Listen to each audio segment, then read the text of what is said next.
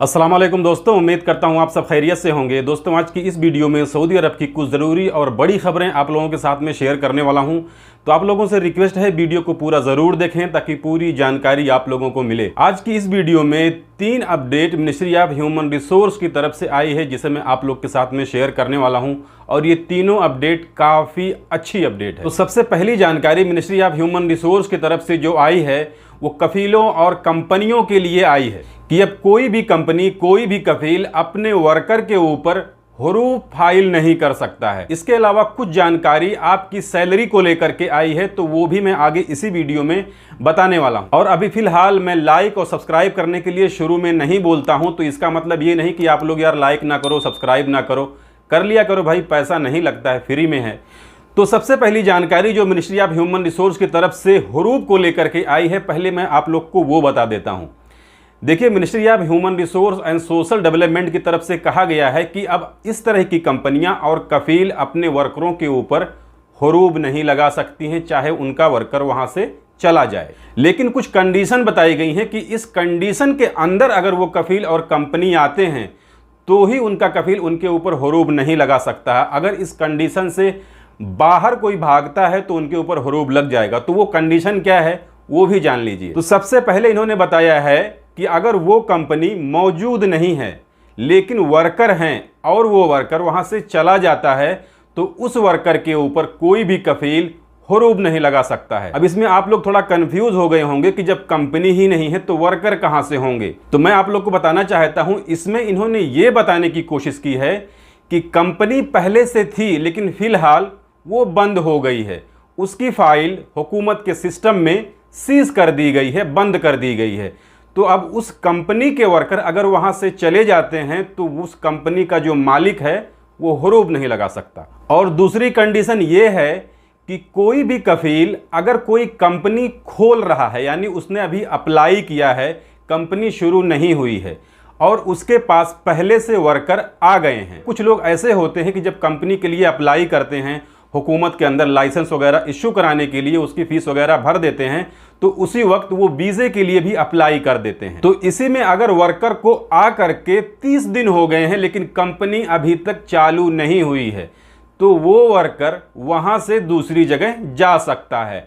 अब इस कंडीशन में भी कोई भी कफील अपने उस वर्कर के ऊपर हरूफ नहीं लगा सकता है। इसके अलावा 2 कंडीशन और बताए गए हैं। पहला कंडीशन ये है कि कंपनी अगर रेड जोन में है, उसका जो निकाती है वो रेड में है और उस कंपनी में उस कफील के पास जितने भी वर्कर हैं उन वर्करों के 75%, यानी अगर किसी कंपनी में 100 वर्कर काम करते हैं तो उनमें से 75 वर्करों का कॉन्ट्रैक्ट ऑनलाइन कीवा पर अपडेट होना चाहिए। अगर इससे कम अपडेट है तो वहां का वर्कर भी दूसरी जगह जा सकता है, उसके ऊपर भी हरूफ नहीं लगेगा। इसके अलावा अगली कंडीशन जो बताई गई है उसमें यह कहा गया है कि अगर वो कंपनी रेड जोन में है और उस कंपनी में जितने भी वर्कर काम करते हैं उनकी जो सैलरी होती है उस सैलरी का 80% अगर उस कंपनी ने, उस कफील ने वर्करों को पे नहीं किया है, यानी कम से कम 80% सैलरी वर्करों को मिली होनी चाहिए। अब इसमें आप ये नहीं कंफ्यूज होइएगा कि मैं 80% वर्करों की बात कर रहा हूं, 80%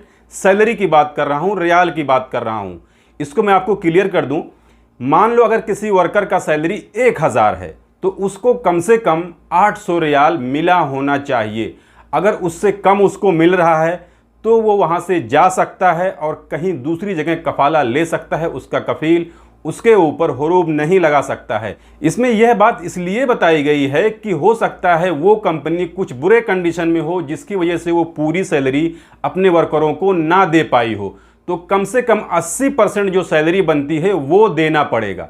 अगर उससे कम दी है तो उसका वर्कर दूसरी जगह जा सकता है जिसके बाद वो हरूफ नहीं लगा सकता। और ये जितने भी कंडीशन बताए गए हैं, अगर इस कंडीशन को कंपनियां या कफील फुलफिल नहीं कर रही हैं तो उनके वर्कर बिना कफील के, परमिशन के कहीं भी दूसरी जगह कफाला भी ले सकते हैं। तो जैसा कि अभी कुछ दिन पहले ये न्यूज़ आई थी जिसके ऊपर मैंने भी वीडियो बनाया था कि जो भी पहले का खर्चा होगा इकामे का वो उसी पुराने कफील को ही देना पड़ेगा। तो यहाँ पर भी यही बात कही गई है कि अगर इस तरह की कंपनियों से कोई वर्कर दूसरी जगह कफाला लेना चाहता है तो अगर उसके इकामे पर कुछ पुराना बकाया है तो उसका पुराना कफील या पुरानी कंपनी ही देगी। तो ये बात क्लियर हो गई। इसके अलावा मिनिस्ट्री ऑफ ह्यूमन रिसोर्स की तरफ से वर्करों के ओवर टाइम को लेकर के एक अपडेट आई है, जिसमें उन्होंने कहा है वर्करों का जो ओवर टाइम होता है वो किस हिसाब से मिलना चाहिए। तो शायद आप लोगों को नहीं पता होगा या बहुत से लोगों को पता भी होगा, तो जिन्हें नहीं पता है वो ये जान लीजिए। लेकिन ये ओवर टाइम छुट्टी के दिन की बात नहीं हो रही है, जो आप हफ्ते में छुट्टी लेते हैं उसकी बात नहीं हो रही है, या जो ईद या बकरा ईद या आपका जो एनुअल लीव होता है उसकी जो छुट्टी का जो आपका बनता है उसकी बात नहीं हो रही। इसमें यह बताया गया है कि जो आपकी ड्यूटी टाइमिंग है उससे ज़्यादा आप काम करते हैं, मान लो 1 घंटा 2 घंटा अपने ड्यूटी टाइम से ज़्यादा काम करते हैं, तो उस 1-2 घंटे का आपको जो ओवर टाइम मिलना चाहिए वो किस हिसाब से मिलना चाहिए। तो सबसे पहले अगर आप छुट्टी वाले दिन काम करते हैं तो उसका ओवर टाइम कितना बनता है वो मैं आप लोग को बता देता हूं। तो देखिए, गवर्नमेंट की तरफ से जो छुट्टी बताई गई है, चाहे वो नेशनल डे हो गया, ईद हो गया, बकरा ईद हो गया, या आपकी जो हफ्ते में छुट्टी मिलती है उसकी बात हो गई, इन दिनों की छुट्टी का पैसा आपको डबल मिलना चाहिए अगर आप इन दिनों में काम करते हैं तो। लेकिन अगर आप 1 घंटा 2 घंटा डेली ज़्यादा काम करते हैं तो उस घंटे का कितना ओवर टाइम बनना चाहिए, इसको लेकर मिनिस्ट्री ऑफ ह्यूमन रिसोर्स ने बताया है कि उस घंटे का जो ओवर टाइम बनेगा वो जो आपकी सैलरी है उसके हिसाब से जो भी 1 घंटे का आपका अमाउंट बनेगा उसका 1.5 गुना, यानी 50% एक्स्ट्रा आपकी सैलरी जो बनती है उससे ज़्यादा आपको मिलेगा। तो ये कानून तो बहुत पहले से मैं जानता हूं क्योंकि हम लोग को इसी हिसाब से मिलता है, लेकिन मिनिस्ट्री ऑफ ह्यूमन रिसोर्स की तरफ से इसे ट्वीट करके अपडेट दिया गया है। अब इसको अगर आप समझना चाहते हैं तो आप ये समझ लीजिए कि मान लो आपकी सैलरी एक दिन की 100 रियाल बनती है या 50 रियाल बनती है, तो अगर आपका ड्यूटी 8 घंटे का है तो पहले उस 100 रियाल में 8 घंटे को डिवाइड कीजिए। उसके बाद जो 1 घंटे का निकल के अमाउंट आएगा उस अमाउंट का 1.5 गुना आपको मिलेगा अगर आप अपनी ड्यूटी से एक्स्ट्रा 1 घंटा 2 घंटा 3 घंटा 4 घंटा जितना भी काम करेंगे हर घंटे का 1.5 गुना आपको मिलेगा। इसके अलावा एक और जानकारी मिनिस्ट्री ऑफ ह्यूमन रिसोर्स की तरफ से आई है, जिसमें उन्होंने अगर कोई कंपनी छोड़ रहा है और उससे पहले उसकी छुट्टी का बकाया है तो उसके बारे में भी बताया है, जिसमें उन्होंने कहा है कि कोई भी आदमी जब उस कंपनी को छोड़ता है, वहाँ से जाता है, तो उसका जो भी छुट्टी का पैसा बनता है पहले का, उसका हक है उसको मिलना चाहिए। वो किस हिसाब से मिलना चाहिए? वो इस हिसाब से मिलना चाहिए कि जितनी उसकी टोटल सैलरी है, यानी जो आपका अलाउंस वगैरह इंक्लूड होकर जो आपको सैलरी मिलती है, जिसमें आपका फूड होता है, अकोमोडेशन होता है, या इसके अलावा भी जो और भी ट्रांसपोर्टेशन का जो अलाउंस होता है, उसको मिला करके अगर जो आपकी सैलरी बनी है, मान लो आपकी बेसिक सैलरी 1200 रियाल है लेकिन आपको 2000 रियाल मिल रहा है पूरा अलाउंस मिला करके, तो उस 2000 के हिसाब से पिछली छुट्टियों का पैसा आपको मिलना चाहिए।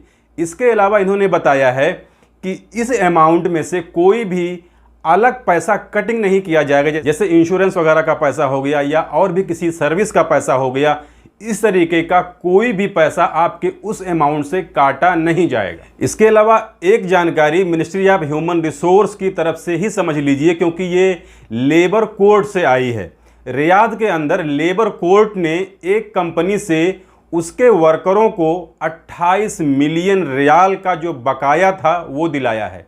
28 मिलियन रियाल आप समझ रहे हैं, 2 करोड़ 80 लाख रियाल। और उस कंपनी के अंदर 10 देशों के यानी 10 नेशनैलिटी के 149 वर्करों का ये बकाया था। इसमें उनका जो है एंड ऑफ सर्विस था और तरह के इनके बकाये थे, सैलरी वगैरह थी, तो इन टोटल बकायों को मिला करके 28 मिलियन बनता था, जो कि वहाँ की लेबर कोर्ट ने दिला दिया है। तो ये थी आज की इस वीडियो में सऊदी अरब की कुछ ज़रूरी खबरें जिसे मैंने आपके साथ शेयर कर दी। जानकारी अच्छी लगी तो वीडियो को लाइक कर दीजिए। चैनल को अगर अभी तक आपने सब्सक्राइब नहीं किया है तो चैनल को सब्सक्राइब करके बेल आइकन को प्रेस करके ऑल पे सिलेक्ट कर लीजिए, ताकि हमारी आने वाली और भी दूसरी वीडियो की नोटिफिकेशन आपको मिले।